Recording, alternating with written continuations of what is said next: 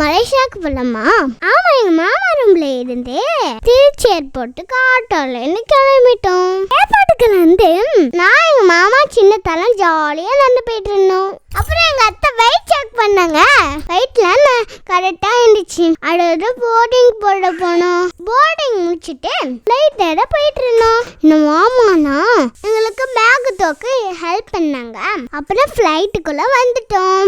எந்த ஃப்ளைட்ல உட்கார்ந்து பார்த்துட்டு இருந்தேன். அப்புறம் ஜன்னல் ஓரத்தில் இருக்க சீட்ல உட்காந்து பிஸ்கட்டு சாப்பாடுலாம் கொடுத்தாங்க. சாப்பிட்டுட்டு கொஞ்ச நேரம் தான் தூங்குனேன். முழிச்சு பார்த்தா மலேசியா வந்துடுச்சு. கேலி ஏர்போர்ட்டுக்கு வந்துட்டோம். எங்களை கூப்பிட எங்க அப்பாலாம் வந்துருந்தாங்க. நாங்க வந்து எங்க அப்பாலாம் பார்த்தோம். இந்த அப்பாவோட நாங்க ஜேபிக்கு கிளம்பிட்டோம். மலேசியா வரைய நிறைய நான் எங்கள் சேனலில் வந்துட்டு இருக்கேன். மறக்காமல் லைக் பண்ணுங்கள், ஷேர் பண்ணுங்கள், ஃபேமிலி நம்பருக்கெல்லாம் ஷேர் பண்ணுங்கள்.